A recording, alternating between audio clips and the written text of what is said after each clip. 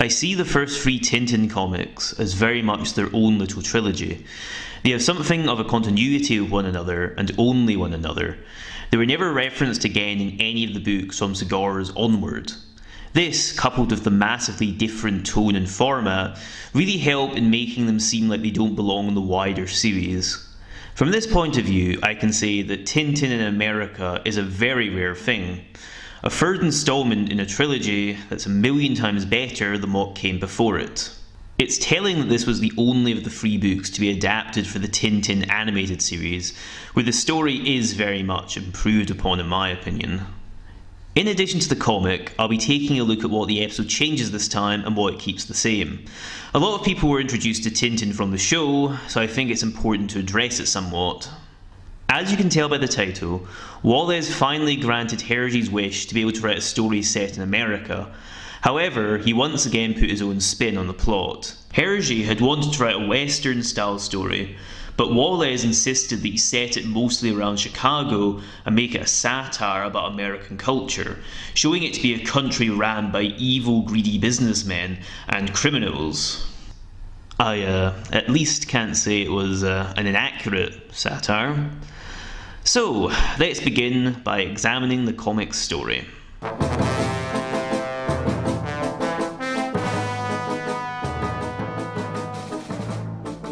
We begin with Tintin travelling to Chicago with an aim to rid the streets of the gangsters running the place. Why a reporter is handling this, I have no idea. In response, Al Capone, arranges for his timely death. The first act of the story is mostly Tintin running into and evading several traps set by the gangsters, while also capturing a good number of them. This is the last story that seems to consist mostly of Tintin getting into trouble only to escape by some deus ex machina again and again. For that I am truly grateful.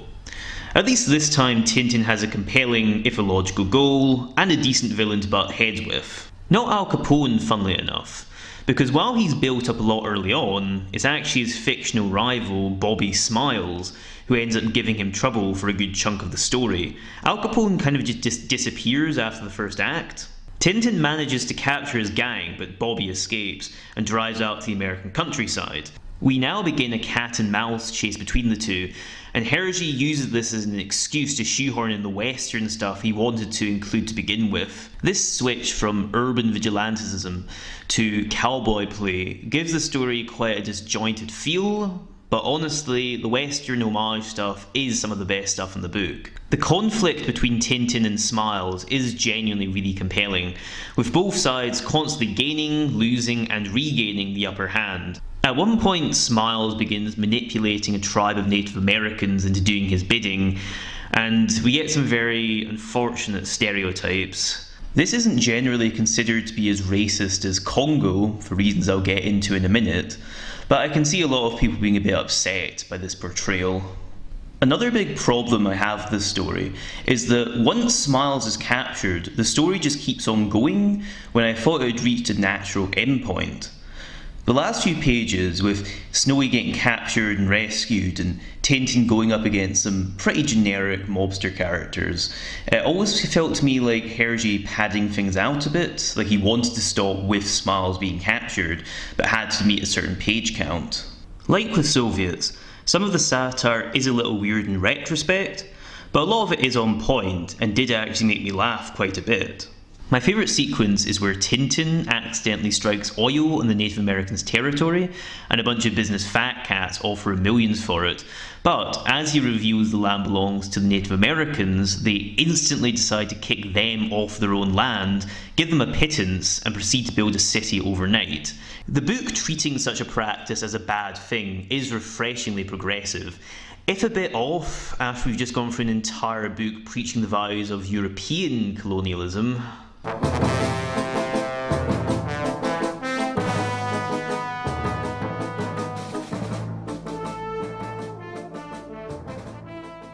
I'd say this is the first Tintin book with some really memorable side characters. Tintin himself is smug and bland as ever, but at least this time he isn't promoting colonialism. Smiles is actually quite an effective villain, being both Weasley and comical, but also genuinely pretty threatening at the same time. Tintin never had any great villains, outside of maybe Alan, but for this particular story, Smiles is pretty fun to read in my opinion. Al Capone doesn't make much of an impact in his brief role, and really could have just been a generic fictional gangster. The Native Americans are terrible stereotypes, and they're shown to be stupid on many occasions, but at least they're treated somewhat sympathetically. The story does have very clear anger for what has been done to them. I did get kind of uncomfortable though when Tintin gawked at one of them as if he were an object. It did feel like a bit of a leftover from Tintin in the Congo there. Snowy is funny as ever in his own goofy way. There's a weird bit where Tintin can seemingly understand what he's saying, which would never happen again, thankfully. I do prefer him as just a funny animal who says things that only the reader can hear. In one panel you can see a character called Rastapopoulos. Despite getting no lines or attention drawn to him, he'd go on to become a pretty big character later on. When Snowy gets captured, Tintin is introduced to this comically inept detective who more or less fills the function the Thompsons would starting next book, but you know, not nearly as funny. We also get this drunken sheriff who started the grand tradition carried on by Haddock of laughing at alcoholism. All in all, the characters are a lot more varied and memorable here than in the previous books, and while they aren't all winners and some of them are kind of incredibly unpleasant, it does foreshadow the more nuanced characterization we'll be getting from Hergé soon.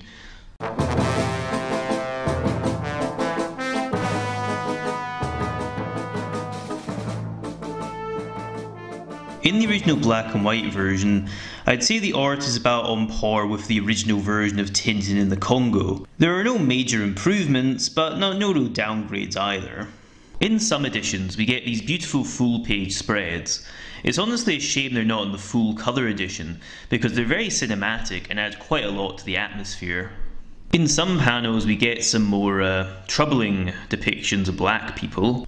These were taken out of the colour edition, supposedly at the request of American publishers who didn't want to seem like they were promoting racial integration. I am a little mixed on this, because while it does mean that there's much less blatant racism now, the implications of the change are quite terrifying. I would recommend the colour version as a whole though, because in places it is simply amazing. The scenes in the Wild West are just insanely atmospheric, with beautiful colours. This is contrasted well during some of the city scenes, where we get this very noirish kind of feel. It's a good demonstration of just what a great artist Hergé became.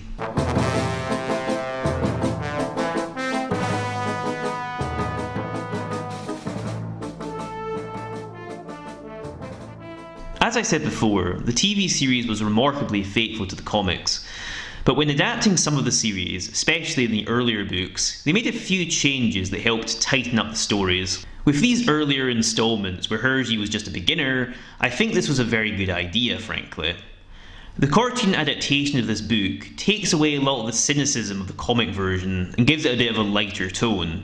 I think this makes it feel more belonging in the wider Tintin canon. The episode also simplifies the plot by having Smiles work for Capone instead of being his rival. As a result, things feel a lot less disjointed, as Capone still feels like an overarching villain even when Tintin is after other gangsters. He ends up being the orchestrator of Snowy's capture in the last act, and we end with him being arrested, which I think is a lot more fitting and means that the story doesn't seem to just kind of fizzle out like it did in the comic. The episode cuts out the horrific Native American stereotypes, which definitely makes it more comfortable to watch, though it does mean that the Wild West segment feels a little rushed through, with very little of that great cat and mouse chase I mentioned. I think Colin O'Meara does a really good job in the part of Tintin. I imagine that it's a bit of a dull role to play, but he manages a good balance of youthful energy and some real intelligence. As someone who's a primary fan of the comics, it's also kind of weird to have Snowy not talk at all.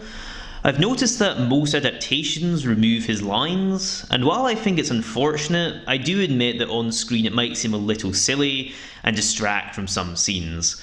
The animation isn't great, but it was decent for the time, and a lot of Hergé's great imagery and style comes through pretty well.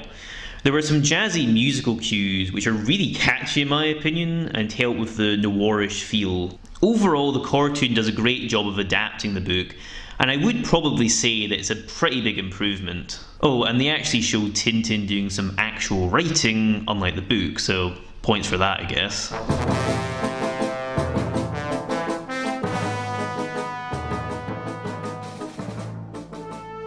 Tintin in America still lacks a lot of the sophistication of Hergé's later work, but it's still a lot more enjoyable to get through than the previous two books. There are some funny scenes, memorable characters, very good artwork if you go for the much more widely available colorized version, and while the stereotypes for the Native Americans are pretty bad, they're nowhere near as bad as those for the Congolese people last time. I still recommend starting with Cigars of the Pharaoh, however, if you want to truly understand the appeal of the series from the off. The racist, loosely plotted Tintin trilogy is over. Next time, we'll be talking about the series for real.